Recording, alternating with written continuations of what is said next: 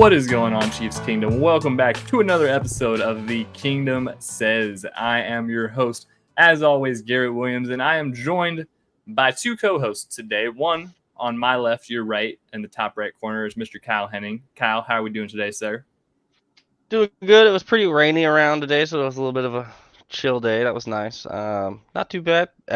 Good win this weekend. Another team we just played like 10, 15 days ago next weekend. So ready to talk some football.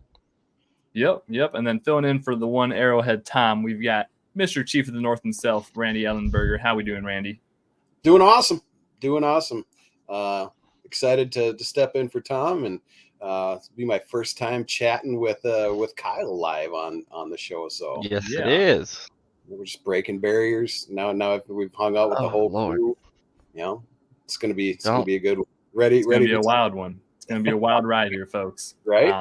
So yeah, before we get into the topics at hand, I'm gonna take a moment here. I'm gonna steal Arrowhead Tom's bit and shout out at the beginning of the podcast that you all should like and subscribe and follow us on Twitter, Facebook, Instagram.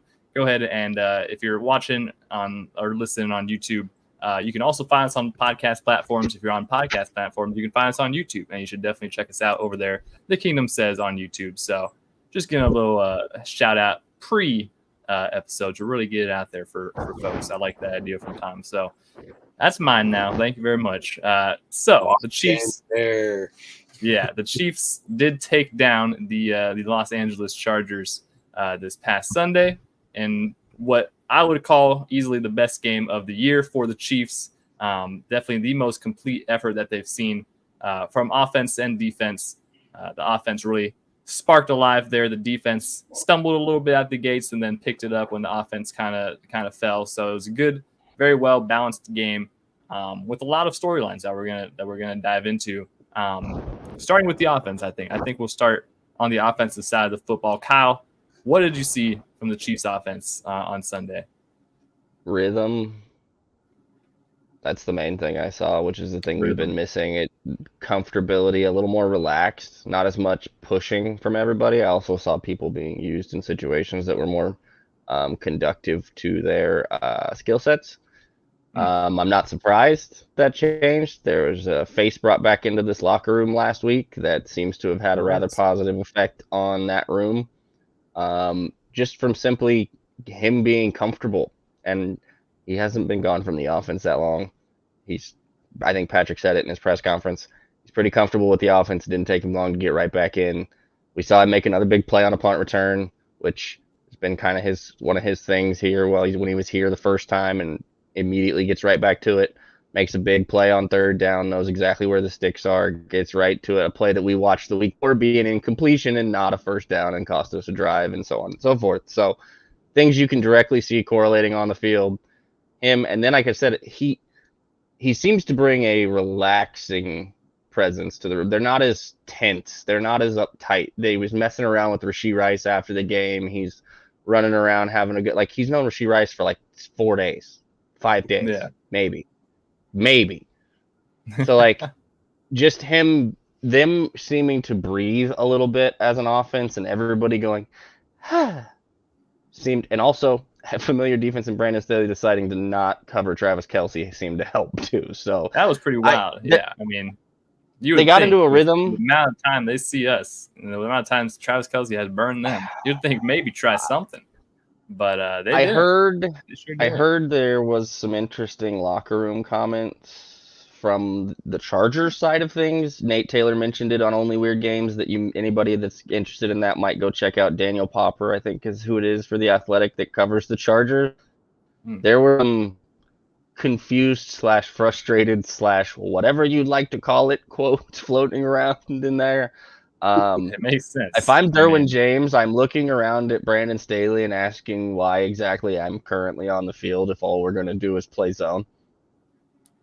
Because, like, his whole job, basically, for the Chargers, and the reason that he was brought in was to play man coverage against Travis Kelce, and they did it, like, 7 times Sunday, and I'm so confused. Didn't really do it much. He won a couple of those routes anyways, but it was interesting. But I would also rather have him in man coverage than zone coverage every day of the week, all day of the week. And then when they did, They didn't just man him up. Go watch the mic'd up. He's like, oh, all you guys come over here with me. And there's 3 dudes standing in front of him over here. The play's going that way.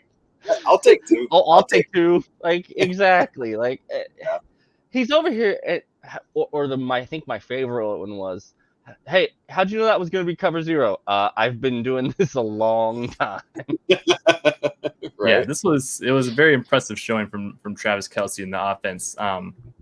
Obviously, Randy, it's one of those things you'd think the Chargers can kind of prepare for it, but they just didn't. And Travis Kelce, he was just finding holes in the zone. So I was going to say, like Kyle said, they just played zone the entire time, basically. Yeah, it doesn't make any sense. Like, anybody that watches Kansas City knows that, like, Travis Kelce eats up zone coverage.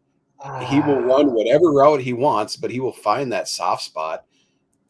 And it's no secret to anybody. Yeah. So the fact that they didn't put Derwin on him, which they've done typically in the past, and Derwin has probably played Travis better than anybody.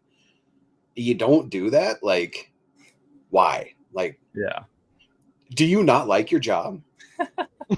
Because stuff like that's going to get you fired. And like we were just talking a little bit, pre-record, like, I like Brandon Staley where he is, because that team should be much better than they are. Man, that's so much better. The talent on that roster compared to what that team actually is, it's crazy. And it really all comes down to it's coming from the head down somewhere. Like, there is a disconnect between the thought process and the philosophy and the scheme and the talent that they have on that football team. It just doesn't make sense. But Brandon, there's something kind of interesting. I think he wants.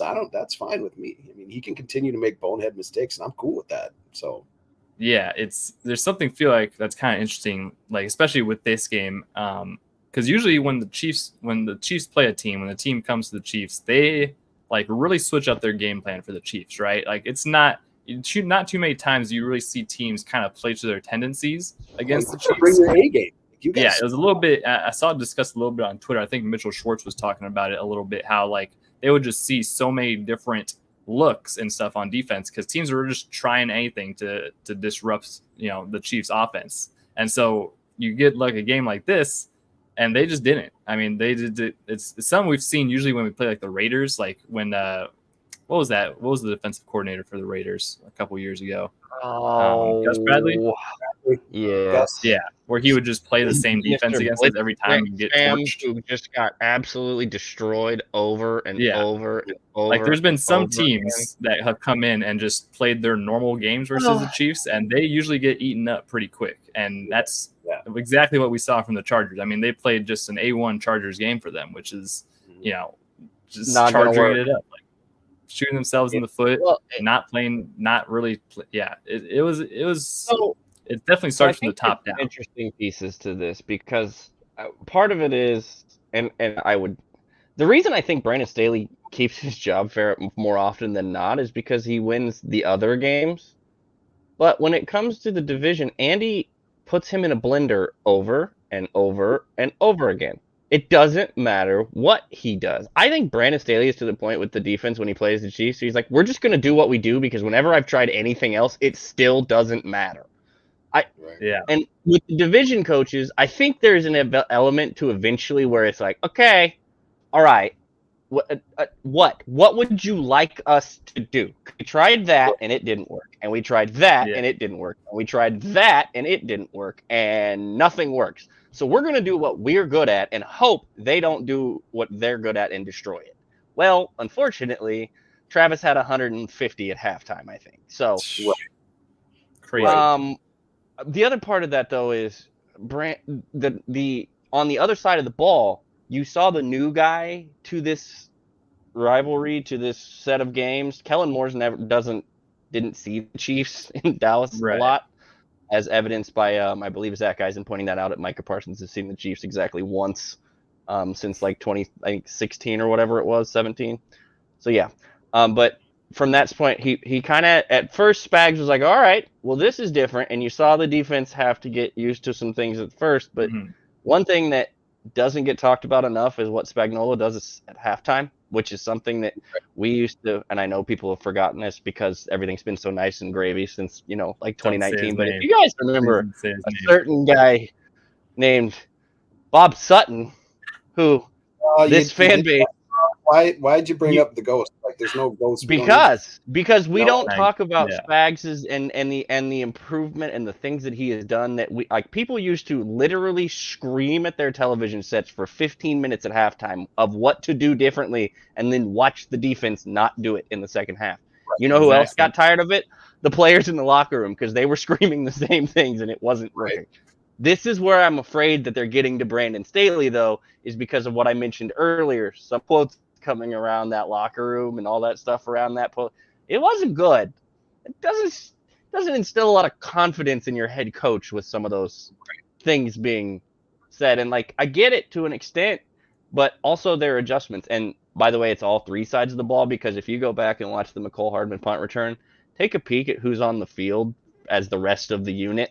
You'll notice that the starting defense is out there for the most part. Yeah, like Mike Dana, George Karlaftis, Leo Chenal. Like Mike Dana is running around on the field like, what am I doing? What is I'm supposed to okay, I'll block that guy. All right, cool. McCole mentioned that in his interview. Like, it was punt safe. Yeah. Like, that was not set up for a return. Like, those guys don't really know what they're doing. Exactly. George and Leo are out front. Like, all right, we're supposed to run those dudes over. Cool. This is fun. We usually get the other side. Just find a guy to block. Just find someone. Exactly. But that's what I mean when I say, like, eventually, like, after a while of getting it beat into your heads that you don't have an answer for them, no matter what you do, even when you get it close, you get down and you get to, we've got him dead. Oh, there goes Travis Kelce up the middle for a tie touchdown. And now it's overtime and the game's over because he beat Derwin on a back shoulder fade to the pylon. Yeah. Ouch. Yeah. Like, it's tough. The same thing every year. And it's the same. And we talked about this a little bit pre-show and somewhat during, but it's not just the same.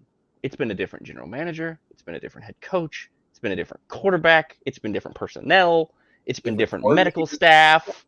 It's been different everything. And it's the same story it was with Phillip Rivers as it was before. It's always the same franchise thing. Is cursed. It's really just they're never going to not be the Chargers. I don't know what it is. And some of the things with Staley too, because he leans so hard on the analytics. Like, you hear that. And then he didn't do much of it this game, He punted for like the 50.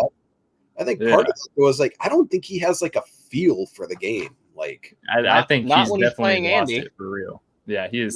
Like, he just. I think he really is just like rattled by the Chiefs. Like, he has just no idea what to do against the Chiefs anymore. And I think he's really. By the way, Justin Herbert isn't innocent in this, and we'll talk about when we get to the defensive side of the ball. But the offense, the reason that I'm so dead set on trying to figure out what's going on with this Chargers defense is because, by the way, guys, Brandon Staley's the defensive coordinator. Like, that was his calling card before he got to be a head coach. He's here. Yeah. Right. It's pretty. It's wild.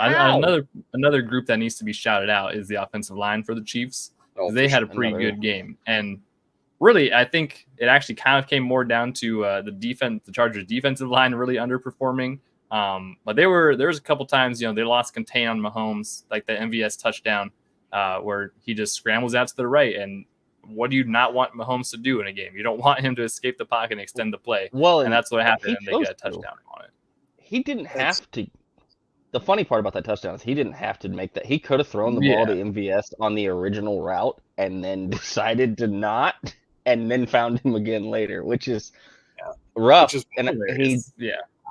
he did that partially because of what you just talked about. The tackles, Khalil Mack and Joey Bosa, did not exist for the most part. They were in that non-existent. Which that's I think that was one of the biggest things that I thought about in that first half was like, okay, you have two dudes rushing on your ends. Like, I don't like Bosa. I think he's a meathead and he's kind of a turd, but he's a good football player. Max is not as good as his brother, but yeah. Exactly. He's not. He's not Nick. Mac's been a beast for a long time. Granted, he's probably on the downside. 6 sacks last week. Right now, but didn't he have 6 sacks last week? You did. Before had the juice. Like, I don't know what was up with Mac and Bosa, but they really didn't. Not there. They got shut down for sure. Whatsoever. Jawan Taylor and Donovan Smith. If you don't have any pressure off the edge, trying to knock, Pat off his game, like, what do you think's going to happen?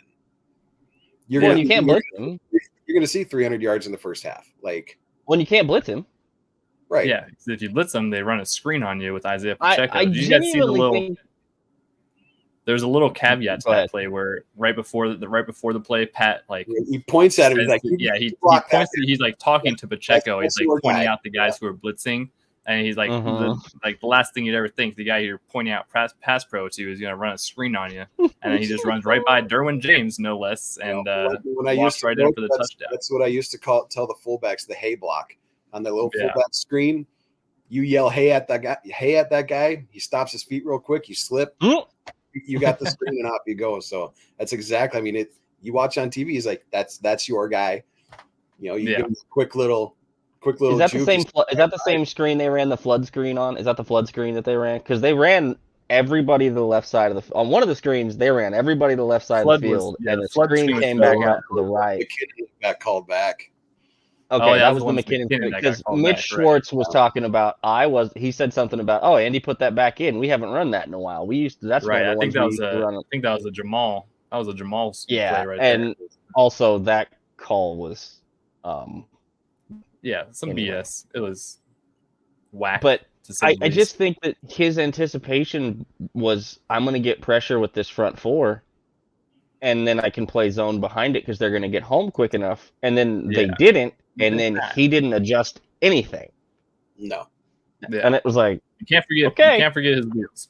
Patty wheels was very prevalent as well. I mean, there's one times they did play man. Yeah.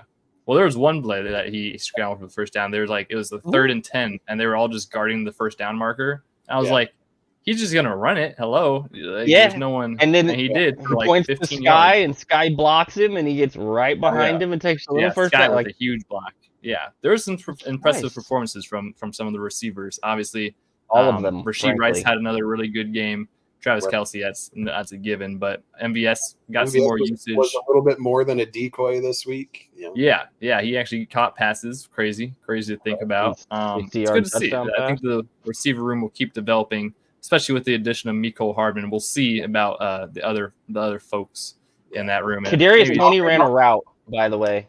I know Nate pointed it out, but I saw it immediately. He ran a real route. A real route. He didn't run a little screen route. He didn't run a jet sweep motion. He ran an actual route. Yeah, in the field. I think they're really just saving Kadarius Toney. I don't think they're going to use him whatsoever until December, really. But it jumped off the screen at me that I saw him actually run a route in pass. I was like, oh Lord. Also, Mecole Hardman Mecole Hardman ran a route too, and he got a first down. So that's pretty crazy. Sky Moore had two catches for first downs. I tweeted out. I was like, I apologize to Mecole. I'm like, I'm sorry. Welcome back. That was pretty hype. Honestly, when he returned that punt, I got heavy Kadarius Toney punt return vibes from the Super Bowl. Right. Obviously didn't result in this as epic, but I was just like, oh, this is pretty cool, especially with the Dante Hall call out right before it. I was just totally man, it didn't move the needle for me. Mecole had his time with us, and he didn't really do much, and it was, but I apologize. Welcome back, Mecole. Welcome on back. You can return all the kicks and punts you want, buddy, and you can come in and blaze. I will say it once again, though. Absolutely hate that he's wearing number 12. I mean, I don't know why. Why can't he wear 17? Why? Richie James is on IR. Who cares? Give him a different number, or at least give him number 0. I think it's an NFL thing for 17. 12? But I don't love 12. I hate it. I would have preferred 0. Honestly, I don't like 0, but I would have preferred 0 to 12. So that's my only gripe with it. But welcome back, Mecole. I'll forget what number you're wearing. I'll just pretend 17. I'm happy that he came in and did the things that he does well, and he's done well before, and immediately provided those things right off the bat. Because after sitting on ice essentially in New York for 7 weeks, that's not easy to do. So, I was super happy with that. Yeah, I just need to embrace Mecole for what he does and what he's not capable of doing. You just got to embrace him, The overdraft replacement for Tyreek and all the problems, he was never going to be that guy, and I think the expectations were hung a little high, and you were never going to hit him. Yeah. So let's embrace Mecole for what he is, and let's move on with our day. The guy I started set proper expectations because of. I've been saying it on this podcast now since he was drafted, because when he got drafted, it was immediately, we got 2 Tyree. I'm like, whoa. Right. Wait. Pause. Yeah. Everybody take a breath. Oh, no, he's got to be half Randy Moss, half Tyreek Hill tonight. No, I don't know if you guys remember this or not, but that wasn't even Tyreek.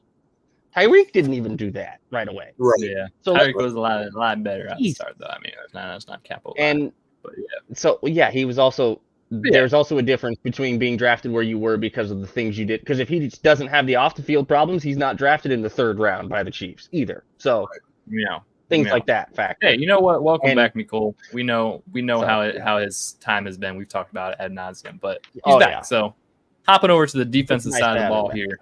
Hopping over to the defense, we saw the return of one defensive lineman, Charles Omenihu, absolutely making his presence known the first game back. He got a sack. He had a pass deflected for an interception, which was huge. Yeah. He showed up today. The whole D line had a pretty good day. Chris Jones didn't end up tallying a sack, but and then the defense overall. Yeah, Charles got his. He fit Justin Herbert right to Charles on that. Right. Yeah. But the defense outside of the first 3 drives, like I said, they kind of took some time to adjust to Kellen Moore and the Chargers were really running some explosive plays there. I mean, they were going very aggressive mode, and just had to adjust, make some adjustments, and actually pitch the shutout in the second half. So how about that? That first quarter was just like. So, I'm up here in Minnesota, and CBS did me the injustice of making me watch the. Oh my gosh! Yeah, me too. Yeah. They did it to everybody. It's score update. I'm like, the Chiefs and Chargers are just going back and forth. I was like, I'm forced to watch this dumpster fire of a football game. Oh my God. And then all of a sudden, through the Garrett's graces, hooks me up so I can actually watch the game, and I'm like, what is going on? Like, it was fireworks right away. Yeah, it sure was. Well, it was shaping up to be another high-scoring shootout, and then things kind of settled. The balance was restored a little bit in the second half. The defense got it back together. The offense even, was a little slow there. The first couple drives out of halftime for the Chargers defense, they really focused Travis Kelce, and then they forgot about him again. So it was one of those things. But the defense throughout the entire game had some, especially in the second half, had some very impressive performances. So. Secondary played really well. Brian Cook got an interception, which was cool. Right. Cool to see that. Yeah, Mike it almost dropped that one too, having it bounce right off his shoulder pad. And I was like, catch it with your hands, buddy. Use your hands. I was like, Brian, no. Okay, thank God you caught it. All right. Yeah. Jesus. He would have never heard the end of that. Yeah, that would have been that tough. That was a lollipop. That was right. Right. How many times do you see these things get dropped because defensive lineman's trying to cradle it into his pads and it just hits him in the face or off the shoulder, and you're like, use your hands. I gave them to you for a reason. Exactly. Yeah, overall you could tell that Justin Herbert was pretty uncomfortable, I think throughout most of the game. D-line had a heck of a game. I mean, the rotation of guys that we have now that can keep fresh legs and the constant motors churning over and over and over. The pass rush, once these George is figuring it out. These young guys, they're rolling through, and it's going to be. Yeah, I think we've really settled on a good group of pass rushers, which is obviously kind of evident by some NFL news, which Frank Clark re-signing with the Seahawks instead of re-signing with the Chiefs, which we had talked about. I think we had talked about that. Being an option. Basically came down to an active roster spot versus a practice squad spot. The Chiefs are going to sign to the practice squad because they've got a pretty full room of pass rushers. So he actually goes back to Seattle. He can actually contribute immediately. It happens. I think it makes sense because the Chiefs have a really solid group of guys, and once you see some guys like Felix develop a little more, Mike Dana keep on. He's been a little absent the past couple of games, but he'll get back into form with Charles there. George obviously has one of the highest pressure rates in the NFL, period. I think he's top 5. And George is terrorizing quarterbacks. He's getting all sorts of pressure. He just needs to figure out how to finish. And this needs to finish, but that'll come in due time. Luckily, Mike's got 4.5 sacks already. Mike's on pace right now for like 10.5 or 11, something like that. Yeah. He's been look. He's been having a great year. As much as we talk about the defense in the first half, some of it was they actually were the Chargers hit throws. Like 2 or 3 of those were back shoulder on the sideline. Oh, look, it's in the guy's pocket. It's not. Some of those you just can't stop. Like you're not gonna. Yeah. So a little bit of it was the Chargers made plays, and a little bit of it was there were some miscues that I think Josh Kelly they ironed out pretty quick. Yeah. Right. That was a misread by somebody, and he knows it. He knew it immediately, and he whiffed, and out the back door he went. So, and as the last line of defense, you can't whiff like that, and he knows that, and that's why but they also didn't really let anybody else, the run game, Eckler, anybody else get going the rest of the day in the run game or in the passing game. Eckler was ineffective entirely. Yeah, and with they did that, shut him down pretty well. When he's ineffective, they struggle. So, that offense they adjusted. Eckler. You know, he's the heartbeat there, but it always makes me smile whenever we shut Keenan Allen down. He's for some odd reason that dude has always rubbed me the wrong way. By far, one of my least favorite players in the NFL. Yeah. He 4 for 55. Joshua Palmer had a pretty good day. 5 for 133 yards. That's. He had the one long one, didn't he? That was the one that he had a pretty long one. He had a couple good chunk plays there, but ultimately the defense held and didn't even result in many points. So, overall, one thing I've noticed just even the last couple of weeks is, beginning of the season, Josh Williams was taking a lot of snaps as a starting other corner, and that's kind of flip-flopped with Watson here recently. So I'm kind of curious on exactly what the story is there, or if Williams is just playing that much better on special teams than Watson was. I don't know, but they did this last year. They did this last year with both of them too, and I think with Spags and those two, it's styles and make fights. They pick and choose when they want to run which one of them out there, because you have your two right now. You got your main. They know 38 and 22 are going to be on the field. So with that, you've got those two guys as your next options, and he picks and chooses his matchups for him. When I still think when it's the bigger wide receivers, the physical guys, it's more of the Joshua Williams, which is why you saw more of him this week. And then when it's some of the other guys, you get more Watson, because he's more of that kind of a corner. Spags has weapons on defense. He can pick and choose what he's doing, and the Nick Bolton injury sucks because it takes one of those weapons away. Yeah, but I love having Drew. Well, even with the club, man, Tranquil signing is going to be one of the sneaky top free agent pickups of the season for any team in the NFL. Yeah. Hey, anybody want to remind me where we got him from? The guy who just had a sack this game. Oh yeah, the other team that we just didn't want him anymore. That's right. Yeah, Drew Tranquil's development has been clutch. I think, like Kyle said, I think it might go down one of the better signings just in Chiefs free agency history. There's impact he might have the rest of the year. But yeah, Nick Bolton is going to be out. The estimate was about 4 weeks. So he'll be back sometime in December, they say. Just give that man a club, just get the surgery done, give him a club, and get him back there out there in 2 weeks. I think he'll be fine. Contract year.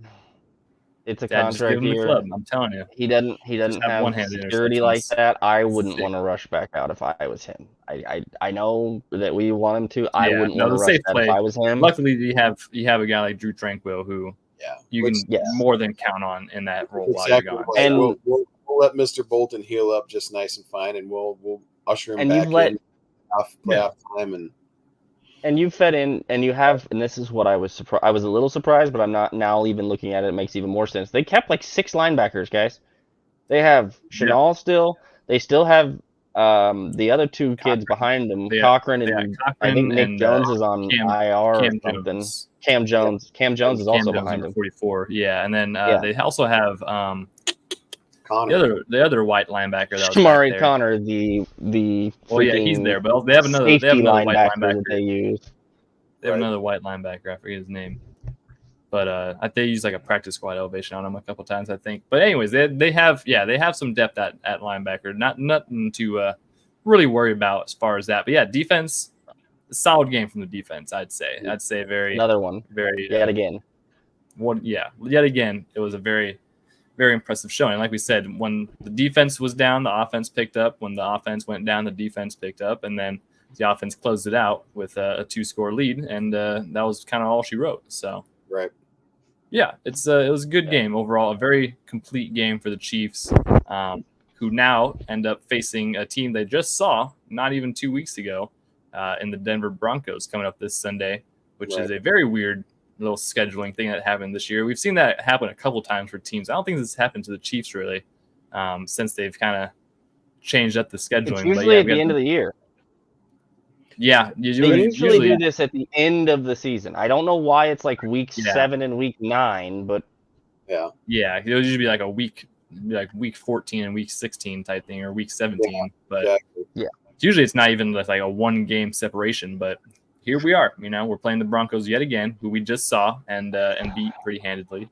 What are we kind of expecting? I don't think they've changed too much. I don't know. I haven't really paid attention actually to what the Broncos have been doing, but right now they're getting very close to fire sale type mode as well. I mean, there's rumors that there's 6-7 quality players on. Their top quality players are up for grabs on the trading block if the price is right. So they just beat the Packers, but that's not much of an accomplishment.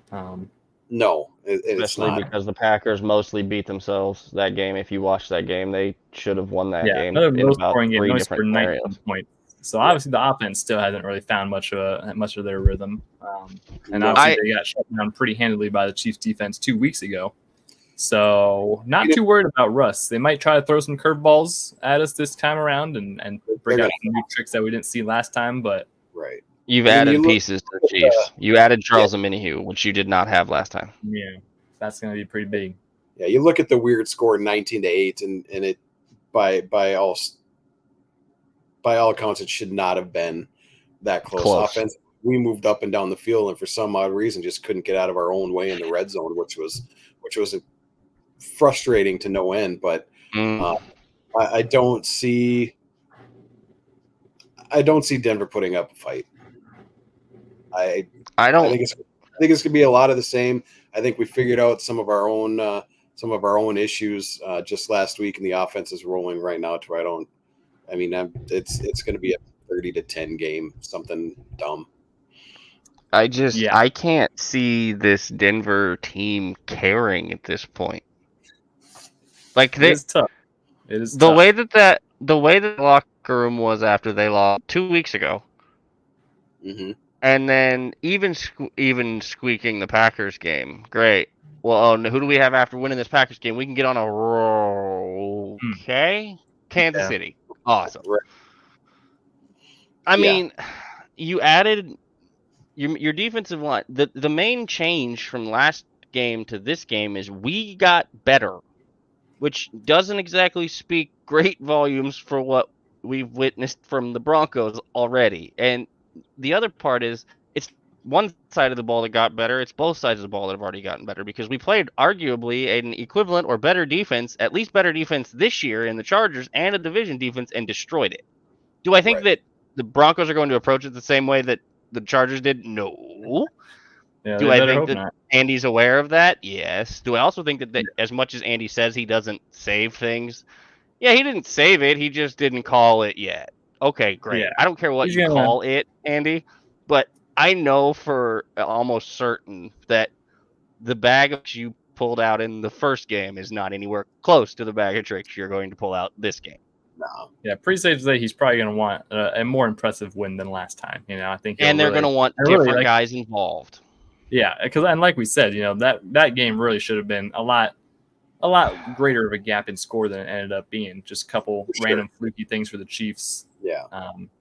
Just kind of not really capitalizing on red zone opportunities and short yardage situations, which seems pretty fixed by now. It seems like that's been humming along pretty nicely.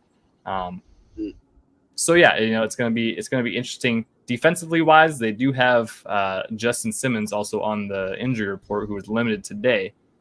So that would be a huge loss for him, as well as Baron Browning. We'll see. We'll see kind of how when we're saying this stuff, guys. Like last game, it was they outgained them 389 to 197. They had 1 turnover to 3. The Broncos turned the ball over 3 times. The Chiefs had 22 first downs. The game was 19-8. The Broncos touchdown did not occur until 6 minutes left in the fourth quarter. Okay? Right. Like, the game was never in doubt. It just never looked great. That's true. Yeah, and honestly, I don't know that it's going to be much of a different script. It may be 30-10 because the offense finally puts 2 of those in the end zone instead of getting whatever that mess was in the first half. Field goal, field goal, field goal. Like, the first 3 field goals should have very easily been touchdowns. Very easily. Yeah. So it's just a matter of, are they going to actually continue to do what they do, or are they going to take a nap before they get ready to go to Germany? I don't think that's the case. I don't think that's going to be an issue. This team's way too veteran for that. And also, they do currently like that streak that they have running, because you can believe they hear about it, and they like to have it in their pocket. Yeah, for sure. Sometimes you might call this a trap game, but the Broncos are just so goddamn bad. It's hard. And you just saw them. What's the trap? Yeah, there's. You played them a week ago. Yeah, I can see a situation where the Chiefs really don't bring too much out of the bag this game and kind of play it more vanilla and just get a win, and probably not a too uncomfortable of a game. But I also very much see a scenario where they kind of show off a little bit because they didn't get to as much they might. 2 weeks ago. So we will see. I would say like score prediction wise, probably like those are like maybe a 24-9 or something. Maybe they could. Has there been any quotes? Has anybody said anything silly out of Denver this week? Have we seen anything? I sure hope not. Nobody should be talking in Denver. Jerry Jeudy, I mean. Well, that hasn't stopped anybody in the past, Garrett. Now has it?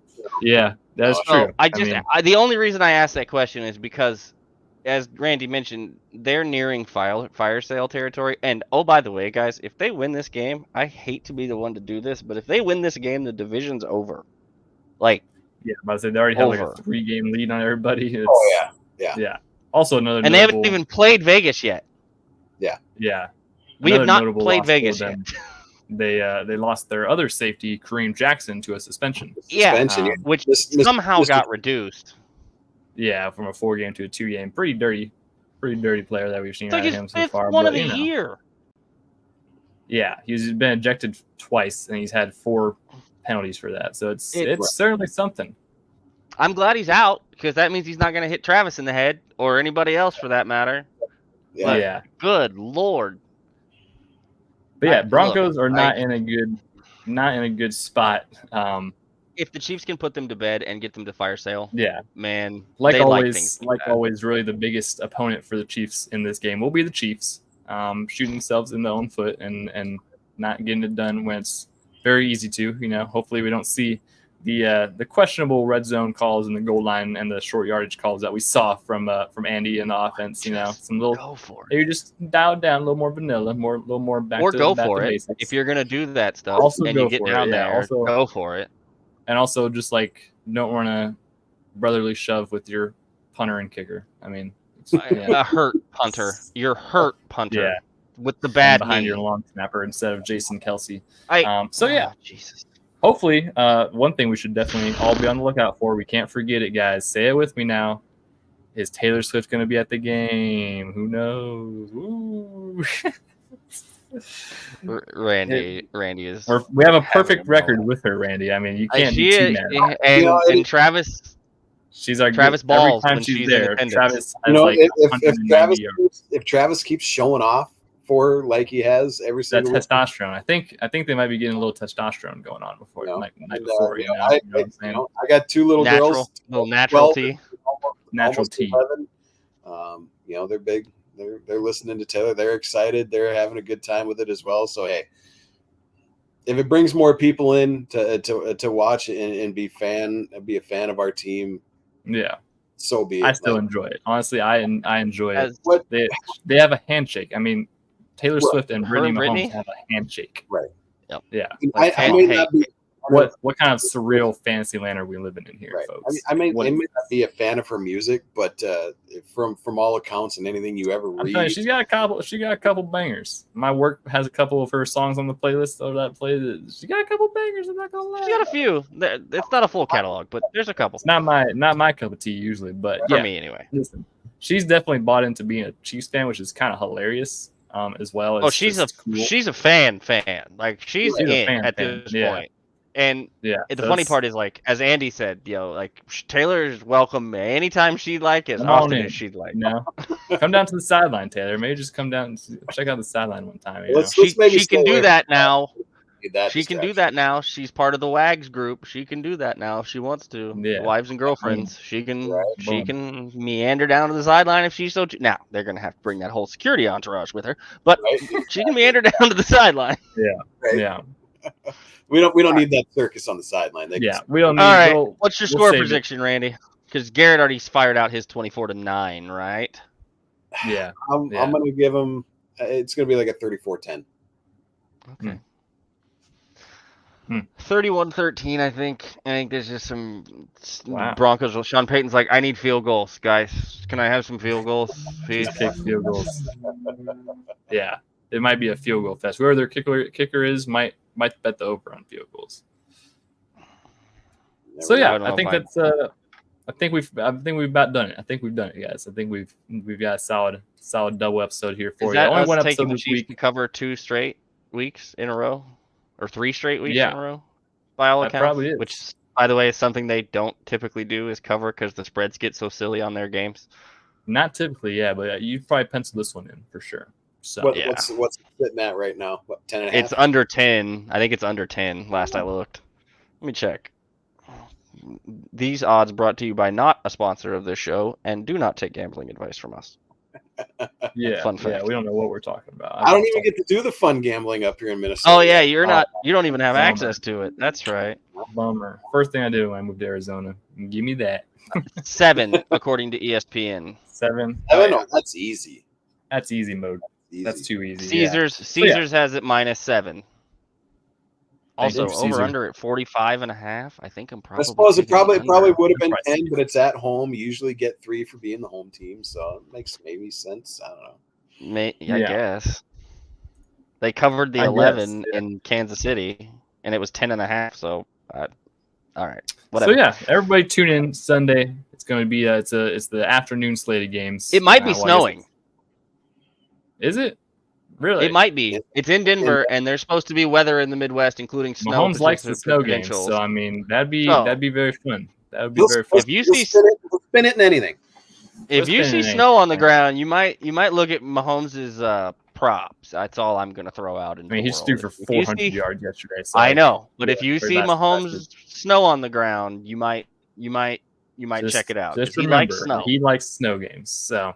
Yeah, everybody tune in. We'll be watching along. Thank you all so much for tuning into this episode. Be sure to catch us next week. We'll probably be back to we'll see how many episodes we got going next week. We'll try to get Tom back here. Hopefully get a couple from the crazy world of life that we all live in and busyness. But yeah, Chiefs football is going good so far this season. I think it's nice to after that week 1 little hiccup. We now sit atop of the NFL and clearly atop of the division. So yeah, it's good. It's good time to be a Chiefs fan right now. Let's just keep on rolling and beat them donkeys. We're one drop pass away from still being undefeated. So crazy to think about. So people don't want to say it, but Chiefs are still number 1 in the league, I think. So thank you all. Top 5 in all 3 categories. Yeah, that's a couple other teams that did that all won the Super Bowl. Just saying. Be sure to follow us: Twitter, Facebook, Instagram at Kingdom Says Pod. Check us out on YouTube. Kingdom Says. Apple, Spotify, all your favorite podcasting platforms. And we will see you guys in the next episode of The Kingdom Says.